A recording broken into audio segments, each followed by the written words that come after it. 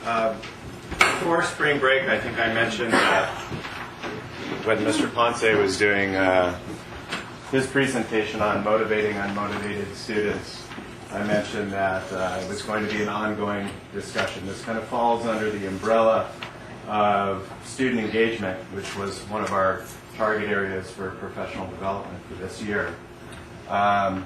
So this is something we don't have a heck of a lot of time this morning, so it's going to be something that will continue in the upcoming weeks. It's really an area where we can focus as teachers on improving student achievement through reaching that group of students that appear to be reluctant learners for whatever reason. So the objective of today is just kind of going back and reflecting upon our current present knowledge about motivating students and generating some discussion, sharing out some ideas about strategies or tactics you use in the classroom that are effective, and hopefully we can learn some new strategies as well. I have a quick activity I'd like you to do here. Take a look at this cartoon.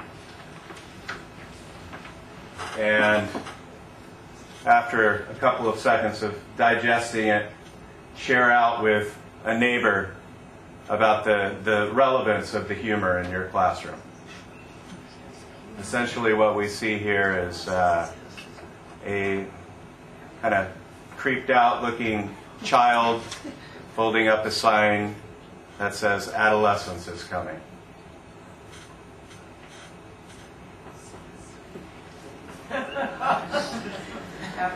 Slow group today, huh? Thank you, Mrs. Woods. Your $5 bill will be in your box.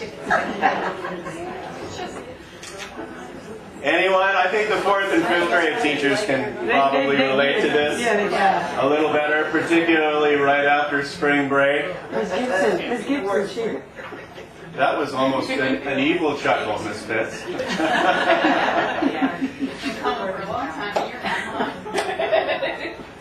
Why does this hit home so closely for some of you? Because they're breaking grain. They're cutting their teeth on us. We're the grinding stones. That's right. Okay. One of the reasons for showing this cartoon is just to model the use of, number one, technology, as we discussed a couple of weeks ago, with setting the stage for a lesson.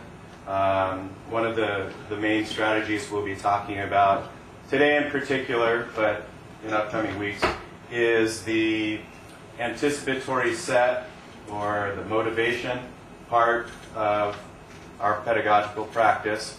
I'll refer to it as the hook in the entertainment industry. In ad sales or in music and TV, there's always a hook that gets people enticed to pay attention.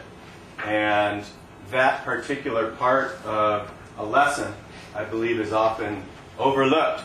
We want to get right into the meat and potatoes of it. And Ms. Gaffney, I apologize, but I just remembered that the analogy I used before in our instructional leaders meeting, which was, if you think of a lesson as a meal, the hook is the amuse-bouche portion of the meal. It's that little taste to whet your appetite and perk up the palate, getting you ready for what's to come next. And